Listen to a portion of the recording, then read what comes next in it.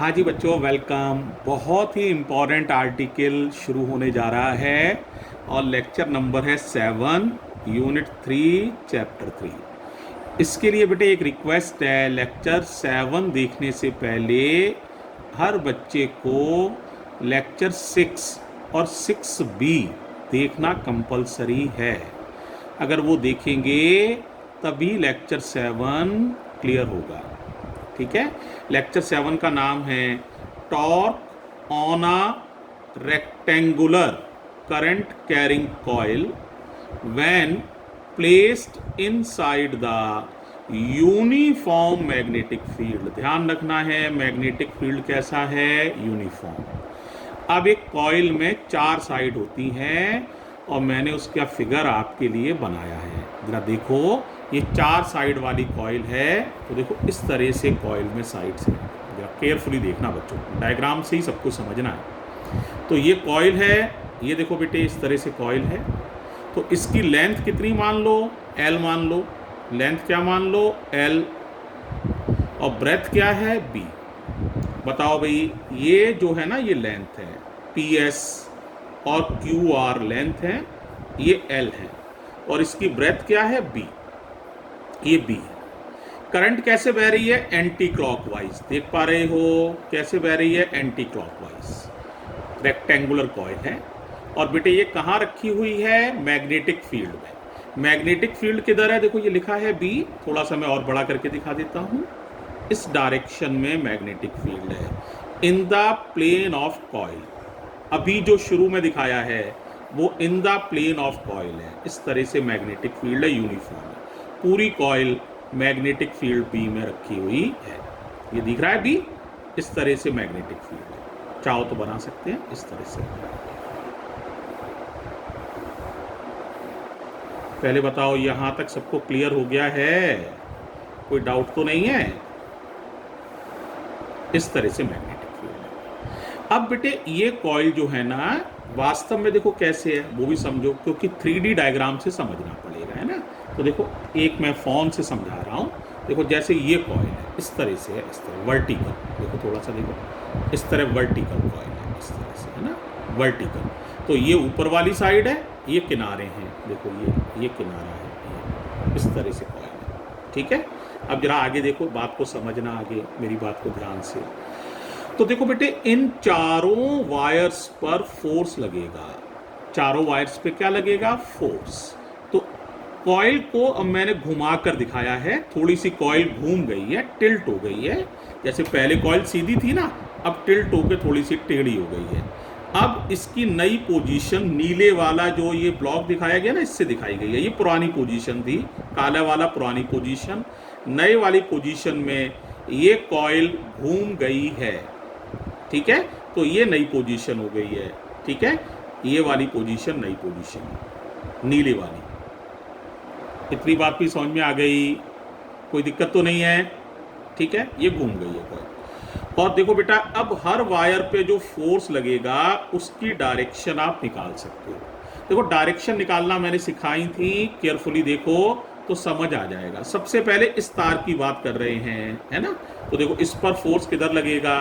जरा देखो, यहां देखो तो क्लियर होगा। देखो ये है फोर्स। पहली वायर पे फोर्स तुमने निकाला था, किधर लगेगा इस पर? बोलो, डाउनवर्ड। दूसरी ये वायर बन जाएगी, इस पे फोर्स लगेगा अपवर्ड। कितना लगेगा? ILB downward. इस पर लगेगा ILB अपवर्ड। अब मैं तुम्हें डायग्राम में दिखा देता हूं। ये लेक्चर नंबर 6 है, इसमें ये फोर्स निकालना मैंने सिखाया था। कितना फोर्स होगा? ILB किधर होगा? डाउनवर्ड। ILB upward. तो जिसमें करंट ऊपर है उसमें फोर्स नीचे की तरफ है, जिसमें करंट नीचे की तरफ है उसमें फोर्स अपवर्ड है ना। तो जरा देखो डायग्राम में, ताकि तुम्हें समझ में आ जाए। तो देखो ये वाली में करंट किधर है? केयरफुली देखो, ऊपर। तो इस पे फोर्स किधर लगेगा बताओ? इस वाली पे करंट ऊपर है ना, तो फोर्स डाउनवर्ड। तो फोर्स है डाउनवर्ड। देखो ये है फोर्स डाउनवर्ड, नीचे की तरफ, ऐसे नीचे की तरफ। कितनी वैल्यू है इस फोर्स की? ILB। कितनी वैल्यू है बताओ? इस आर्म पर, इसका नाम है पी एस, सही नाम है पी एस, गलत लिख गया यहाँ, पी एस। इस पी एस आर्म पर फोर्स कितना लग रहा है बताओ, एफ पी एस। ये फोर्स लग रहा है कितना, आई, और बोलो, आई एल बी, और डायरेक्शन है डाउनवर्ड। पहले बताओ इतनी बात समझ में आ गई है। अब देखो बेटा, इस आर्म पर भी निकाला था, इस वाली पर, इसका सही नाम क्यू आर है। क्या नाम है, क्यू आर। तो ये पॉइंट का नाम क्यू है, इस पॉइंट का नाम क्यू है, इस पॉइंट का नाम आर है। नाम उल्टे लिख गए गलती से, ध्यान नहीं दिया है डायग्राम बनाते में, क्यू आर है। ठीक है, तो देखो बेटे, ये पी है, ये एस है, ये आर है, ये क्यू है ना।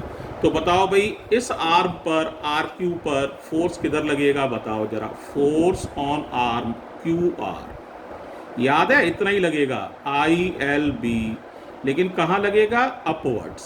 जैसे इस पर फोर्स देखोगे तो अपवर्ड्स लगेगा, अपवर्ड्स, ऊपर की तरफ। इस आर्म पर फोर्स किधर लगेगा, अपवर्ड्स, ऊपर की तरफ। इस आर्म पे किधर लग रहा था, डाउनवर्ड्स, नीचे की तरफ। इतनी बात क्लियर हो गई। अब बेटे देखो, ये तिरछी आर्म से ना, ये वाली देखो, इसमें करंट इधर जा रही है, इसमें करंट इधर जा रही है, इन पर भी फोर्स हमने निकाला है, और हमने इस एंगल को वहां पर अल्फा कहा है। क्या कहा है, अल्फा।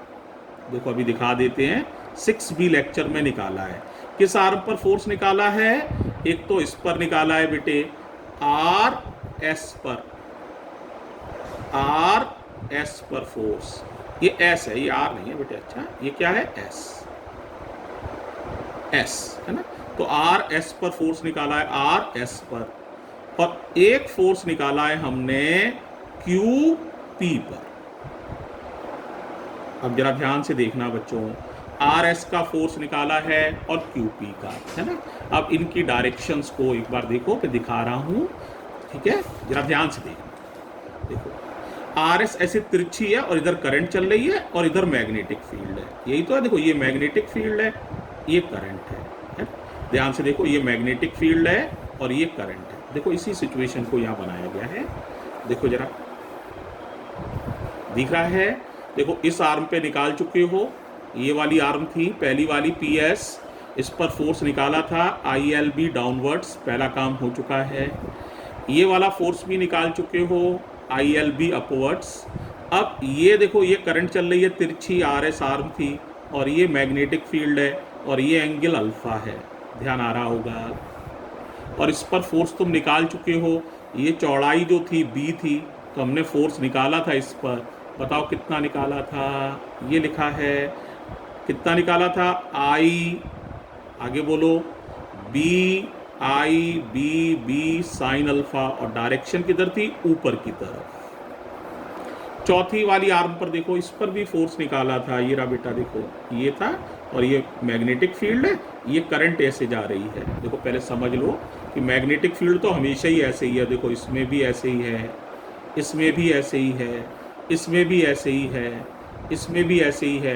करंट एक बार ऊपर जा रही थी, एक बार नीचे, तिरछी साइड में एक बार करंट इधर जा रही है, और एक बार उल्टा जा रही है।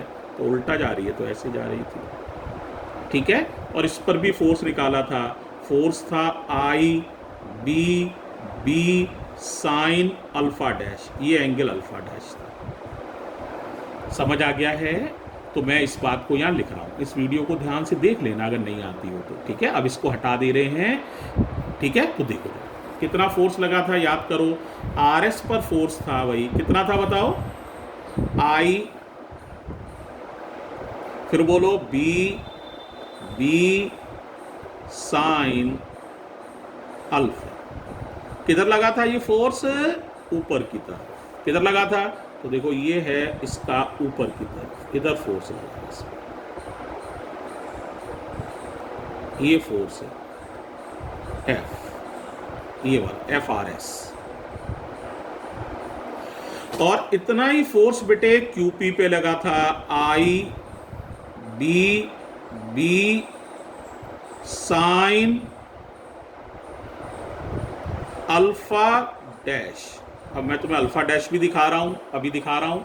और फोर्स किधर लगा था? नीचे की तरफ। तो ये फोर्स लगा था नीचे की तरफ। इस फोर्स का नाम है एफ क्यू पी। क्या नाम है? F Q P. अब मुझे ये बताओ, तुम्हें ये चारों फोर्स समझ में आ गए हैं? इस पर फोर्स किधर लग रहा है? बोलो, डाउनवर्ड। इस पर फोर्स किधर लग रहा है? ऊपर, ऐसे ऊपर। इस पर अंदर की तरफ, इस पर इधर ऊपर की तरफ, और इस पर इधर नीचे की तरफ। ठीक है? ओके है यहां तक?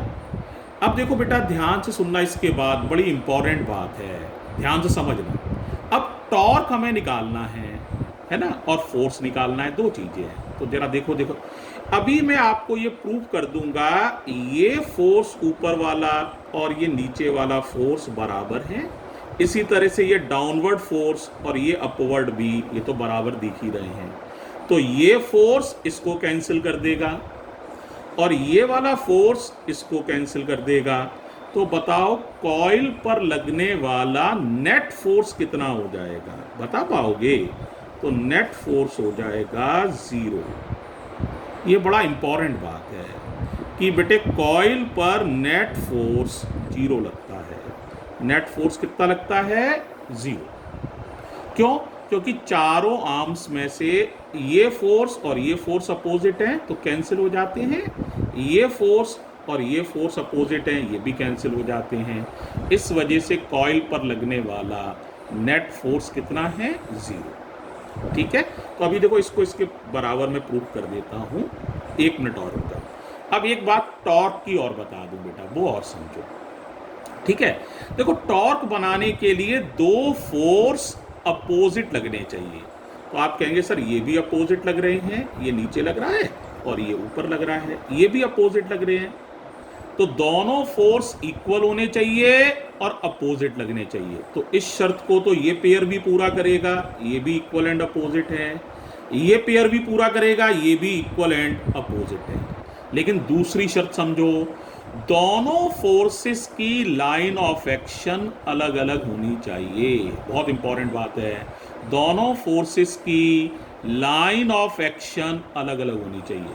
तो देखो, इसकी लाइन ऑफ एक्शन ये है, नीचे की तरफ अलग है, और इसकी लाइन ऑफ एक्शन ये है, ऊपर की तरफ, है ना, अलग अलग है। देखो, एक की नीचे है, एक की ऊपर है। उंगलियों समझा देता हूं, एक की किधर है? नीचे, और एक की क्या है? ऊपर। तो दोनों की लाइन अलग अलग है। लेकिन इनकी देखो बेटा, जो लाइन ये है वही लाइन ऑफ एक्शन ये है, वो लाइन ऑफ एक्शन ये है। इनसे कोई टॉर्क जनरेट नहीं होगा। अगर लाइन ऑफ एक्शन फोर्स की सेम है तो टॉर्क नहीं लगेगा। देखो, इस पेन से समझो, उदाहरण जैसे ये है ना।